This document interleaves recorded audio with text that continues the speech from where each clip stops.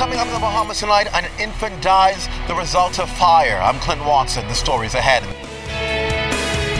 Also tonight, days away from the start of school, and the minister makes sure everything's in order. Plus, hotel occupancy is up. Find out what drove the rise in numbers. The Bahamas tonight, the national report starts now. Now in HD.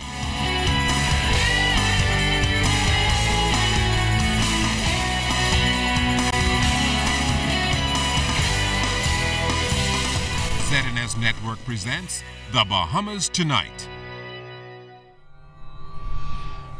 This portion of the news brought to you by BTC Every Day.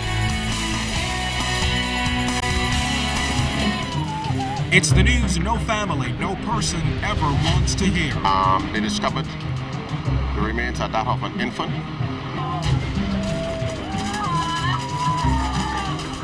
A family now left to mourn. When he said the baby was when my uncles then went to the back of the house, but the fire was too hot. And questions still to be answered. A 5-month-old baby boy died in a fire in an Elizabeth Estates home overnight. Now, police say that it was firefighters at the Elizabeth Estates police station that responded to the blaze on St. Vincent Avenue, but they met the home engulfed in fire. Clint Watson was on the scene.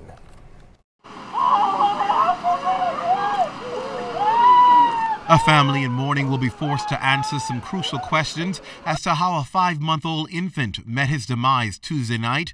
The child and his young 6-year-old brother were allegedly left alone at the time when their Elizabeth Estates home went up in flames. The officers were able to extinguish the fire, and after a thorough examination of the interior of the house, they discovered the remains of a human remains, which was beyond recognition. Neighbor Siobhan Roll, who lives across the street, says they were in prayer meeting when they heard a little boy crying. But it wasn't until they were finished with prayer that they started smelling smoke. When they looked through the window, they realized that the neighbor's house was on fire. 3 of my uncles who was here in the service, they ran crossed over and they saw the little boy was on the porch. And they was asking him who was in the house. And I guess he was sleeping and he wasn't aware. And at first in the beginning he was saying nobody. And after a while he said the baby. And when he said the baby was when my uncles then went to the back of the house and they tried to get water and they was breaking the glasses to get on the inside. But so I heard one of the guys tried to go in, but the fire was too hot, so he had to come out. Wow. So. Was any adult at home? No. Now, Z&S News was told that the mother was reportedly at work at the time, and she may have left the children with a male relative who reportedly may have gone down the street, leaving the boys unattended. There's no way a 6-year-old and an infant can fend for themselves. So there's some persons who have a lot of questions to answer to us tonight. Without speculating or making any assumptions in this matter, Superintendent Stephen Dean, speaking generally, says the safety and security of children are non-negotiable, and parents should not relinquish that responsibility to anyone else. Keep your eye on your children at all times. Leave them always with a responsible adult. And don't take the young people for chance. But it's a serious matter when parents or little children are left unattended. There are incidents of hinging on child neglect. A lot of things can emanate from this. And I'm sure that charges can emanate if it is found that persons have left these children intentionally by themselves. And while officials say an autopsy must be performed to determine the exact cause of death, they're also telling us this is the 3rd death by fire, the 2nd involving a child for the year. Clint Watson, Z&S Network News.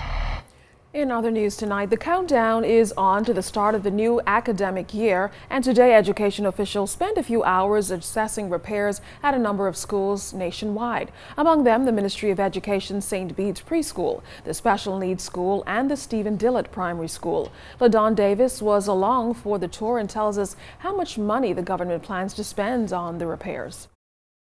The Ministry of Education says to fully repair schools across the country for the upcoming academic school year, it will cost them roughly $7.7 million. While on a tour of the Stephen Dillard Primary School, First Assistant Secretary with responsibility for physical planning Coleman Andrews said the ministry's #1 priority is to address the ongoing air conditioning issues at Stephen Dillard and the Uriah McPhee Primary Schools.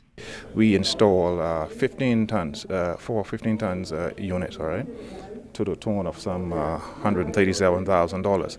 That was in addition to needed duct works that was done as well here at the school. In addition to that, we would have also had other repairs, because if you notice, this floor is, recently been tiled, and so you're talking about another $67,000 that we would have spent on that. We are installing 2 new units, 15-ton units, plus we're doing some needed duct work to the tune of some $61,000, already just for the air conditioning repairs. But the other minor repairs are also being done. Okay, so we're talking about, in essence, we would have spent, when all is completed, roughly about $200,000 at Uriah. Education officials also toured the special needs school on DeVoe Street and the Ministry of Education, Science and Technology St. Bede's Preschool in Camp Road. The $2.3 million facility has 4 classrooms and will accommodate 100 preschool students. Director of Education Lionel Sands says he is pleased that the government has delivered on its promise to provide quality education for children from ages 3 to 5 years.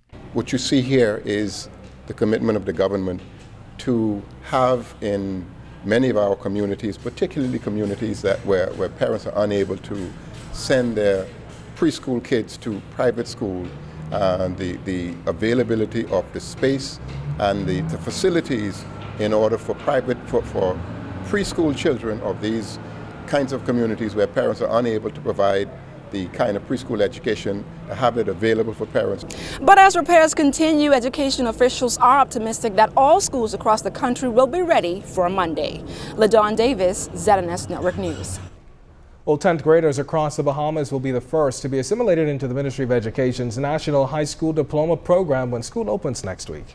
Now, Director of Education Lionel Sands says he and officials of the ministry have been making rounds over the past 4 months to ensure that both public and private schools are ready. Now, Sands says while there may be challenges at first, he's confident that the program will usher in new earned respect for education in this country while improving graduation numbers, as only 50% of students graduate from high school. Our Charisma Robinson has the breakdown of how the program will work. 10th graders across the Bahamas heading into the classrooms next week will be the first group to graduate with a National High School Diploma in 2017. Simply put, it will bring about a paradigm shift in what is offered in all schools. It entails both core courses and pathway courses. Pathway courses are designed for those students who have interest in various areas that will lead them into their career destinations after high school. For those students who are going directly into college after high school, the courses would be geared toward college-level programs. Those students who are going directly into the workplace, the courses would be designed for the workplace for those students. And those students who are going into the apprenticeship program after high school, the courses would be designed for those students. And so it's actually 3 destinations that we're trying to accommodate in our high school programs. Education officials have been talking about this new structure for years as they've been facing both low national examination results and poor high school graduation rates. Director of Education Lionel Sands believes this program will tackle those challenges head-on, as these courses are now designed to fit students rather than to fit schools. Most parents in the Bahamas would prefer to see their children coming out of high school going into the health field, being a doctor, being a lawyer, being an accountant. But there are those students who don't want to be those things. And that's the reason why some of them just, get discouraged and they don't complete school the way they should. Like anything new, Mr. Sands says it's important for both public and private schools to understand that there will be challenges. Challenges he says he's confident will taper off in time. The road wouldn't be easy at the beginning. We certainly, because it's not something we've done before, we will meet some challenges.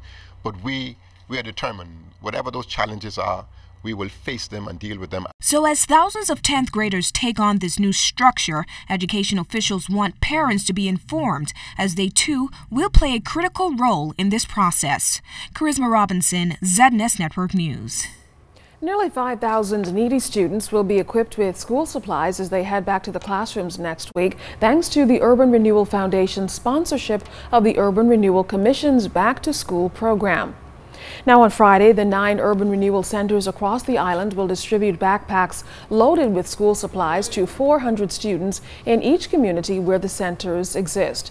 As it can be expensive to prepare students for school and many parents need help, Urban Renewal Foundation Council member Peter Bates says the foundation decided to lend a hand.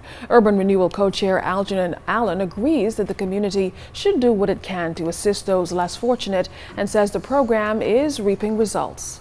The Urban Renewal Foundation is pleased to have sponsored the Commission's Back to School program, donating school supplies to needy children at this time of school opening for the 2014-15 school year. So those of us who say what Urban Renewal is doing, it is doing this, it is transforming the nation.